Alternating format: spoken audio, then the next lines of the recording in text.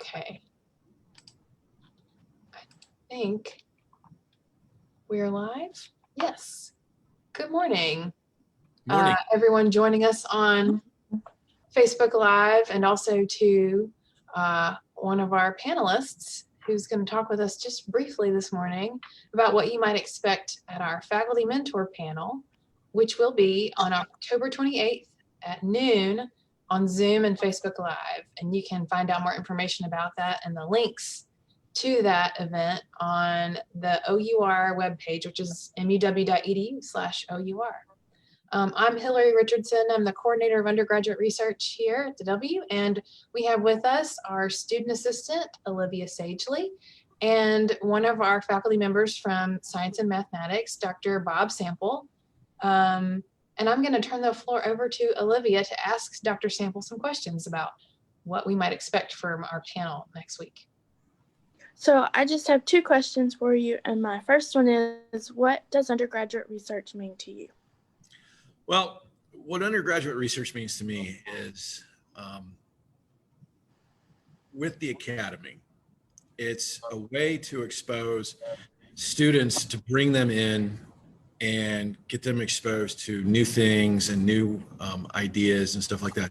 Because we want them to learn. Because teaching, going to college, you're trying to learn things. And I see some of the problems nowadays is it's less about learning and more about a check in the box, so to speak.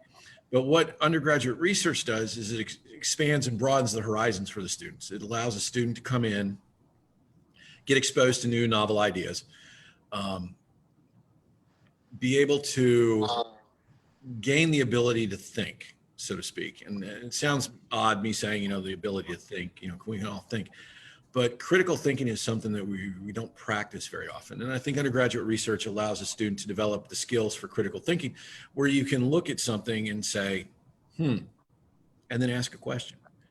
And it teaches them how to ask the question, make sure that it's the right way to ask the question, because sometimes you can ask it and it just doesn't seem right. And then the thing is, with undergraduate research, it also allows us to teach them how to answer the question.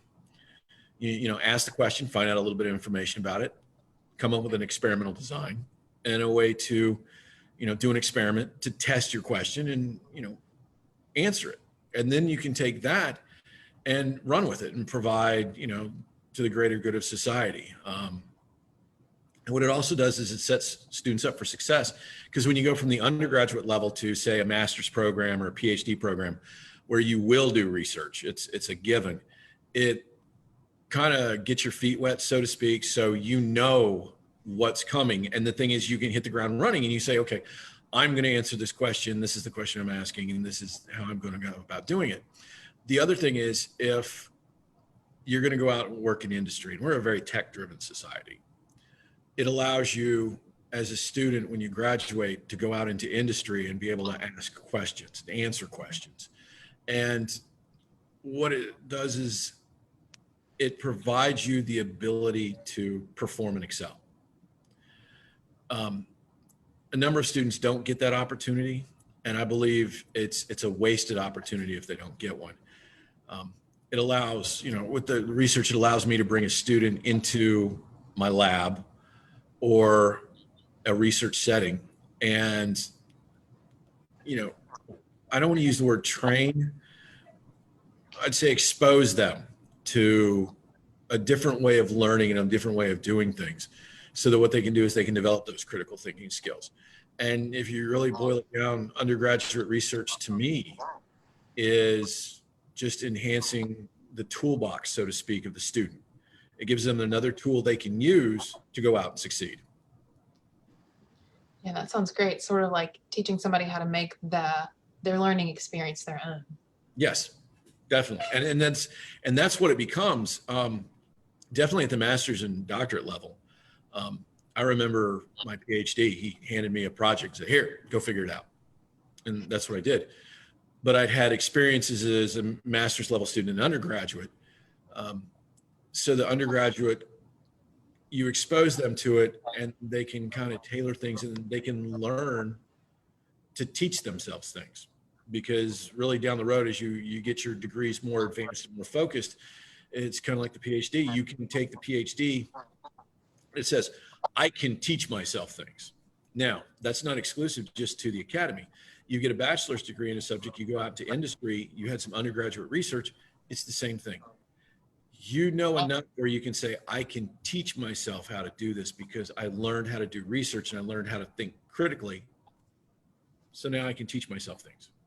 And it benefits everybody across the board. Well Thank said. And my second question is, what do students gain by doing undergraduate research?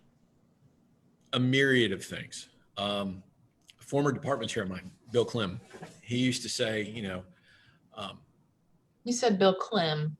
I Clem. just want to clarify because it did sound a little bit like Bill Clinton. No. Okay. William Clem. He is the former department chair of the microbiology department at the University of Mississippi Medical Center. And he used to say things like, it isn't science unless it's published, and just because it's published doesn't mean it's science. So with undergrads and undergraduate research here, what they'll get out of it is hopefully they will do some research. We'll put it together in the form of a manuscript that's publishable. And getting into master's and PhD level programs, publishing is a big thing. That's a big ticket item for them. If as an undergraduate, you don't want to go on into that, you can actually go out into industry and say, well, I put my mark on the academy because I'm published in a peer-reviewed journal. So it does something, really monumentous for students. To be a first author as an undergrad on a paper that's published is exceptional. The other thing is, he always used to say, most scientific, discoveries aren't heralded in by eureka, we discovered it, we figured it out, yay. It's more like, isn't that funny? That's odd. And undergraduate research gives the undergrad the ability to look at something and say, that's odd. That's not right. And then they can ask the question, why did it do that? Or what's the cause of this?